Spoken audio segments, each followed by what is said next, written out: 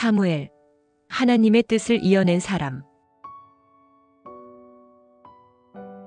이스라엘에는 하나님의 말씀이 드물었고 백성들의 마음은 점점 하나님에게서 멀어지고 있었습니다. 그러나 그 침묵 속에서도 하나님은 이미 한 생명을 준비하고 계셨지요. 그 시작은 실로의 성막, 한 여인이 조용히 무릎을 꿇고 기도합니다. 그녀의 이름은 한나, 그녀에게는 자녀가 없었어요. 남편 엘가나는 그녀를 사랑했지만 울타리 집안에 있던 분인나는 아이가 있었고 종종 그 사실이 한나에게 상처가 되었습니다. 한나는 하나님 앞에 마음을 토해냈습니다. 소리 없는 울음, 떨리는 어깨, 멈추지 않는 기도. 어떤 이들은 그녀를 술 취한 사람이라 오해했지만 그녀는 가장 맑은 정신으로 하나님 앞에 부르짖고 있었습니다. 만군의 여호와여, 만일 주께서 여종의 고통을 돌아보시고 아들을 주신다면 그 아이를 평생 주님께 드리겠습니다. 그 기도는 단순한 바람이 아니라 하나님께 드리는 서원이고 믿음이었습니다. 하나님은 그 기도를 들으셨어요. 하나님의 일은 언제나 기도에서 시작됩니다.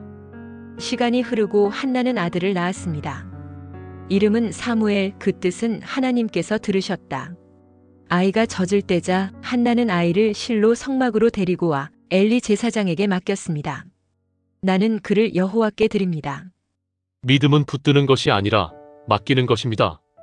그것은 하나님과의 약속에 대한 충성의 증거였습니다. 그 이후로도 그녀는 매년 성막을 찾아와 작은 옷을 만들어 아들의 어깨에 걸어주었어요. 그것은 말없는 축복이었고 눈물에 젖은 사랑이지요. 아이 사무엘은 성막에서 자랐습니다. 제사장들의 발걸음 소리, 번제의 냄새, 백성들의 기도, 성막 위를 지나가는 계절, 그 모든 것이 그의 삶에 스며들었답니다. 섬김은 사역의 결과가 아니라 시작입니다. 그는 말없이 하나님 앞에 서는 법을 배웠습니다. 그러나 엘리 제사장의 아들들 홈리와 비느하스는 하나님 앞에 너무 타락해 있었어요. 그들은 제사장의 권위를 이용해 백성들을 억압했고 하나님께 드려야 할 제물을 손대었어요. 그들의 행동은 하나님 앞에서 악취와 같았습니다. 엘리는 모든 것을 알고 있었지만 막지 못했어요. 그 침묵은 곧 심판의 씨앗이 되었습니다. 어느 날 밤, 등불이 희미해지고 모든 소리가 잠잠해졌을 때 그에게 음성이 들려왔습니다. 사무엘아. 그는 곧바로 일어나 엘리에게 달려갔어요. 그러나 엘리는 나는 너를 부르지 않았다. 돌아가서 누워라. 2번, 3번. 그때 엘리는 깨달았어요. 하나님께서 이 아이를 부르고 계시다는 사실을. 다시 부르시거든 이렇게 말해라. 말씀하옵소서, 주의 종이 듣겠습니다. 어둠 속 다시 음성이 들렸습니다. 사무엘아. 그는 조용히 대답했습니다. 말씀하옵소서, 주의 종이 듣겠습니다. 그 순간 하나님은 엘리 가문에 내릴 심판과 함께 앞으로 일어나게 될 변화를 말씀하셨습니다. 그 메시지는 무거웠지만 진리입니다. 그리고 그날 이후 사무엘은 하나님의 말씀을 온 이스라엘에 전하는 자가 되었습니다. 성경은 이렇게 기록합니다. 여호와께서 사무엘과 함께 하셨고 그의 말이 하나도 땅에 떨어지지 않았다. 시간이 흐르며 사무엘은 선지자요 지도자로 성장했습니다.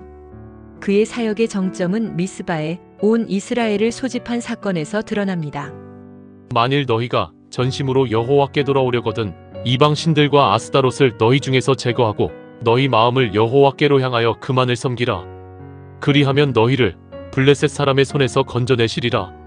이 모임은 단순한 군사 집결이 아니라 하나님 앞에 선 영적 회개 집회였습니다.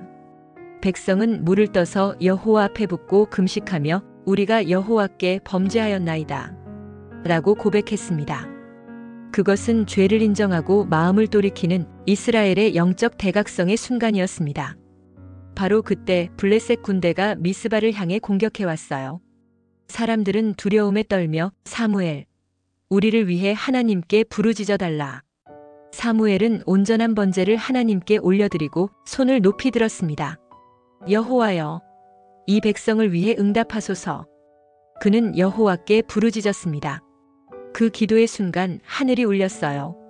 천둥이 치고 번개가 번쩍이며 블레셋 군대를 흔들었습니다. 병거는 뒤집히고 칼은 제 손 안에서도 떨어졌어요. 그날 이스라엘은 큰 승리를 거두었습니다. 칼로 이기지 않았다. 기도로 이겼습니다.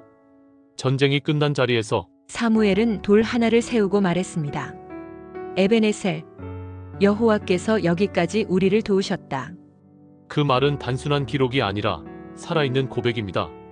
하나님만이 가능한 승리였습니다. 하나님은 죄 가운데 있던 백성이라 할지라도 회개하고 돌아오면 결코 버리지 않으심을 증명하신 것입니다. 사무엘은 이후 사사로서 이스라엘 전역을 순회했습니다. 가정, 마을, 성읍을 돌며 백성의 사연을 듣고 위로하고 권면했습니다. 그는 높은 곳에 앉은 지도자가 아니라 백성 가까이에 머무는 지도자였습니다. 그의 사역 아래 이스라엘은 오랜 압제에서 벗어나 비교적 평화로운 시대를 누렸습니다. 회개는 끝이 아니라 새로운 시작입니다. 하나님의 입술이 된 사무엘은 지나온 시간을 발판 삼아 다가올 미래를 바라보며 하나님의 뜻을 선포하는 선지자로 세워졌고 하나님과 백성 사이의 영적 통로가 되었습니다. 사사시대의 어둠 속에서 하나님의 말씀도 거의 없었죠. 하나님은 사무엘을 통해 다시 이스라엘에게 말씀하시기를 시작하신 것입니다. 사무엘의 메시지 중심에는 언제나 순종이 있었습니다. 그는 형식적인 제사보다 하나님의 음성에 귀 기울이는 삶이 더 중요하다고 가르쳤습니다. 순종이 제사보다 낫고 듣는 것이 수양의 기름보다 낫습니다. 진짜 예배가 어디에서 시작되는가를 보여주는 기준입니다. 그는 백성이 하나님과 올바른 관계를 회복하도록 이끄는 영적 개혁자였습니다. 그리고 그의 사역 가운데 가장 의미 있는 순간은 하나님께서 그를 통해 이스라엘의 왕정 시대를 열기 시작하셨다는 것입니다. 사무엘은 단지 한 시대를 정리한 사람이 아니라 새 시대를 여는 사람이었습니다. 세월이 지나자 백성들은 모여와 외쳤어요. 우리에게 왕을 세우라. 다른 나라들처럼 그 말은 사무엘에게 상처였지요. 그러나 하나님은 말씀하셨습니다.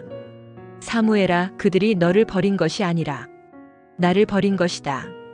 그리고 하나님은 사울을 세우라고 하셨어요. 사무엘은 기름병을 들어 사울에게 기름을 부었습니다.